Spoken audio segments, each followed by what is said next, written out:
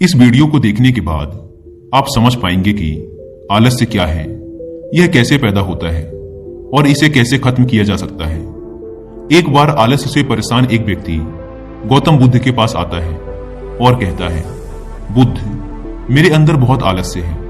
मैं इस आलस्य की वजह से अपने जीवन में वो सब कुछ नहीं कर पा रहा जो मैं करना चाहता हूं। इस आलस्य ने मुझे बहुत परेशान कर रखा है। इसकी वजह से मैं अपने जीवन में उन्नति नहीं कर पा रहा हूं। कृपया आप मुझे इस आलस्य से छुटकारा पाने का कोई तरीका बताएं। यह सुन गौतम बुद्ध मुस्कुराते हैं और उस आलसी व्यक्ति से कहते हैं, तुम्हें कैसे पता कि तुम्हारे अंदर आलस्य है? उस आलसी व्यक्ति ने कहा, बुद्ध, केवल मैं ही नहीं बल्कि मेरा पूरा परिवार भी यही कहता है कि मैं एक आलसी व्यक्ति हूं। बुद्ध ने कहा, क्या तुम मुझे इसका प्रमाण दे सकते हो कि तुम एक आलसी व्यक्ति हो? उस आलसी व्यक्ति ने कहा, जी बुद्ध, मैं दे सकता हूं। बुद्ध ने कहा, फिर प्रमाण दो। उस आलसी व्यक्ति ने कहा, बुद्ध, मैं ये तो जानता हूं कि सुबह उठना मेरे स्वास्थ्य और मेरे मन दोनों के लिए ही लाभकारी है, लेकिन मेरा आलस्य मुझे सुबह जल्दी उठने ही नहीं देता। बुद्ध ने कहा, अच्छा, परंतु क्या तुम्हें पता है कि आलस्य होता क्या है?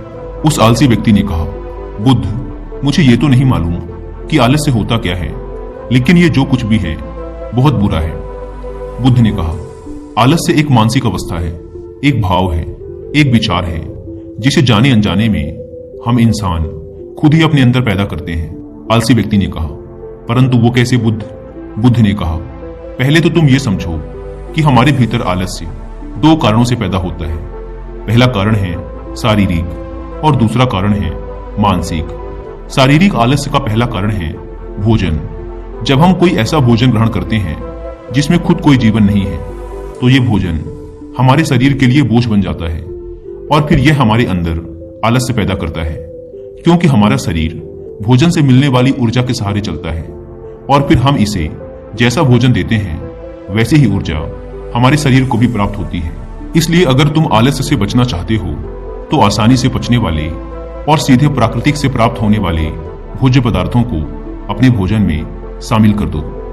शरीर के स्तर पर आलस्य का दूसरा कारण है गलत तरीके से चलना, गलत तरीके से बैठना और गलत तरीके से लेटना। गौतम बुद्ध ने आश्रम के भिक्षुओं की तरफ इशारा करते हुए उस आलसी व्यक्ति से कहा, अगर तुम ध्यान से देखो तो तुम्हें आश्रम के इन भिक्षुओं के चलने, बैठने और लेटने की अवस्थाओं में एक विशेष प्रकार का संतुलन नजर आएगा।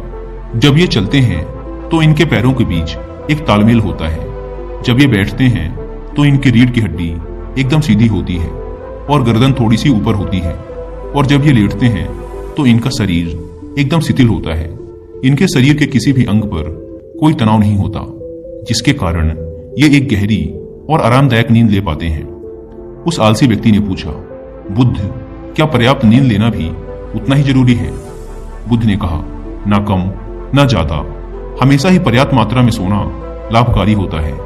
अगर तुम आज रात पर्याप्त नींद नहीं लेते तो तुम्हारा कल का पूरा दिन थकान और आलस से भरा होगा। इसलिए पर्याप्त नींद भी उतनी ही जरूरी है। आलसी व्यक्ति ने कहा, हाँ बुद्ध, ये तो मैंने भी महसूस किया है। बुद्ध ने कहा, शरीर के स्तर पर आलस्य का तीसरा कारण है सुबह जल्दी ना उठना। यह सुन उस आलसी व्यक्ति ने कहा, हाँ बुद्ध, मैं तो सुबह जल्दी उठ ही नहीं पाता हूं। बुद्ध ने कहा, तुम सुबह जल्दी तब उठ पाओगे जब तुम रात में जल्दी सोओगे। बुद्ध ने आश्रम के भिक्षुओं की तरफ इशारा करते हुए कहा, इन भिक्षुओं को देखो, इन्होंने रात्रि में अपने सोने का एक निश्चित समय निर्धारित कर रखा है और यही कारण है कि ये रोज प्रातःकाल जल्दी उठने में सक्षम हो पाते हैं। हर एक बौद्ध भिक्षु को अनुशासन का पालन करना होता है और यही अनुशासन इनके जीवन में संतुलन लाता है। कुछ लोग अनुशासन को एक बंधन समझते हैं। उन्हें लगता है कि अनुशासन उन्हें बांधता है, लेकिन सच्चाई ये है कि अनुशासन हमें बांधता नहीं बल्कि स्वतंत्र करता है। इसलिए अगर तुम शारीरिक स्तर पर आलस्य से छुटकारा पाना चाहते हो तो खुद को अनुशासन में ढालो, एक निश्चित दिनचर्या का पालन करो। उस आलसी व्यक्ति ने कहा, लेकिन बुद्ध, शुरुआत कहां से करें? सही तरह का भोजन करने से, सही तरह से बैठने, लेटने और चलने से, या फिर सुबह जल्दी उठने से? बुद्ध ने कहा, शुरुआत अभी से करो। जो भी तुम इस समय कर रहे हो उसे पूरे ध्यान से करो। पहले तुम मन के स्तर पर आलस्य को समझो, लेकिन उससे पहले दोस्तों, अगर आप भी काम को टालने की आदत से परेशान हैं या फिर आलस्य की वजह से आप लाइफ में वो अचीव नहीं कर पा रहे जो आप पाना चाहते हैं, तो कुछ ऐसी बुक्स मैं आपके साथ रिकमेंड करूंगा जो आपकी हेल्प करेंगी आपके पॉजिटिव माइंडसेट को डेवलप करने में, जिससे आप आज के काम को आज ही करें, कल पर न टालें। तो जो पहली बुक है उसका नाम है ईट दैट फ्रॉग, यानी सबसे मुश्किल काम सबसे पहले। ब्रायन ट्रेसी द्वारा लिखी यह बुक आपको सिखाएगी कि अगर आप अपने दिन का सबसे मुश्किल काम सबसे पहले कर लेते हैं तो आपका बाकी का दिन बहुत अच्छे से गुजरता है। अगर आप सुबह जल्दी ना उठने की वजह से परेशान रहते हैं और आप सुबह जल्दी उठना चाहते हैं तो इस आदत को डेवलप करने में आपकी हेल्प करेगी रॉबिन शर्मा द्वारा लिखी यह बुक जिसका नाम है 5 AM क्लब। एक तीसरी बुक है जिसका नाम है द पावर ऑफ हैबिट। इस बुक को पढ़ने के बाद आपका माइंडसेट एकदम बदल जाएगा और आप जान पाएंगे कि आज के काम को आज ही करने की एक छोटी सी हैबिट आपके लाइफ को कितना आसान बना देगी। अगर आप चाहें तो इन तीनों ही बुक की हिंदी में बुक समरी भी सुन सकते हैं कुकू FM ऐप पर। कुकू FM इंडिया का leading and fastest growing audio book platform है, जहां पर आप एक बुक से भी कम की कीमत पर हजारों बुक्स को ऑडियो फॉर्मेट में सुन सकते हैं, वो भी अपनी मनपसंद लैंग्वेज में। नॉर्मली इसके 1 साल का सब्सक्रिप्शन पड़ता है 310 रुपीज का, लेकिन इस अम्बेडकर जयंती के अवसर पर कुकू FM के एनुअल सब्सक्रिप्शन पर 50% डिस्काउंट का ऑफर चल रहा है, इसलिए आप 1 साल का सब्सक्रिप्शन ले सकते हैं सिर्फ 199 रुपीज में, अगर आप यूज करते हैं कूपन कोड BR50। लेकिन यह कूपन कोड सिर्फ 17 अप्रैल रात 12 बजे तक ही वैलिड है। Link description and pin comment पर दी गई है, आप वहां से ऐप को डाउनलोड कर BR50 कूपन कोड का फायदा उठा सकते हैं। बुद्ध ने कहा, मन के स्तर पर आलस्य का पहला कारण है हमारी पुरानी गलत धारणाएं। जब हम किसी काम के लिए खुद को काबिल नहीं समझते तब हमारे भीतर आलस्य पैदा होता है। अगर हमारे मन ने यह विश्वास कर लिया कि पिछली बार की तरह इस बार भी मैं इस काम में असफल ही होऊंगा, तो उस काम को करने में हमें आलस्य आएगा। जबकि हम खुद को ये नहीं समझा पाते कि पिछली बार और इस बार में बहुत फर्क है। अब हम मानसिक तौर पर वो नहीं है जो पहले थे। हमने पिछली हार से बहुत कुछ सीखा भी है। इसलिए मानसिक आलस्य से बचने के लिए सबसे पहले खुद पर विश्वास करना सीखो। मानसिक आलस्य का दूसरा कारण है छोटी सोच वाले और आलसी व्यक्तियों का साथ करना। कई बार ऐसा होता है कि हम खुद आलसी नहीं होते, लेकिन कुछ आलसी और कामचोर लोगों के साथ रहते रहते हम खुद भी आलसी और कामचोर बन जाते हैं। यह सुन उस आलसी व्यक्ति ने कहा, हाँ बुद्ध, ये तो मैंने भी महसूस किया है। बुद्ध ने कहा, तो सबसे पहले आलसी और कामचोर लोगों की संगति में रहना छोड़ो।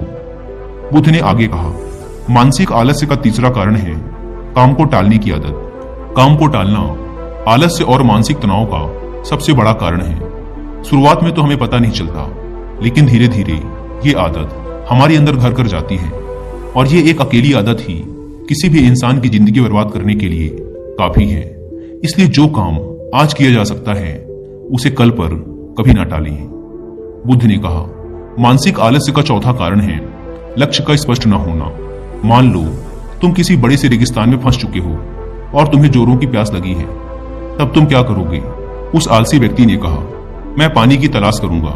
मैं कोशिश करूंगा कि जल्द से जल्द रेगिस्तान के पास वाले गांव में पहुंच जाऊं। बुद्ध ने कहा, लेकिन अगर बहुत कोशिश करने के बाद भी तुम्हें पानी ना मिले तब? उस आदमी ने कहा, मैं तब भी प्रयास करता रहूंगा, क्योंकि मेरे पास और दूसरा कोई विकल्प ही नहीं होगा।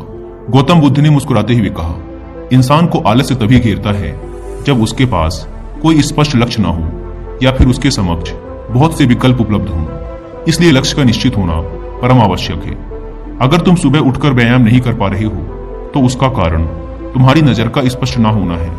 अभी तुम भविष्य में होने वाले रोगों और उन रोगों से होने वाली पीड़ा को स्पष्ट रूप से महसूस नहीं कर पा रहे हो। बुद्ध ने आगे कहा, मन के स्तर पर आलस्य का पांचवा कारण है किसी काम को करने की कोई बड़ी वजह ना होना। मान लो तुम बहुत से कीमती गहने लेकर एक सुनसान रास्ते से गुजर रहे हो। तुम चलते चलते बहुत थक चुके हो और तुम्हारा बैठने का मन कर रहा है, और तुम एक बड़े से पेड़ के नीचे आराम करने के लिए बैठ जाते हो। तुम अभी बैठे ही थे कि तुमने देखा कि दूर से कुछ डाकू तुम्हारी तरफ भागे आ रहे हैं। तो क्या ऐसी परिस्थिति में भी तुम्हारा आलस्य तुम्हें भागने से रोक सकेगा? नहीं ना।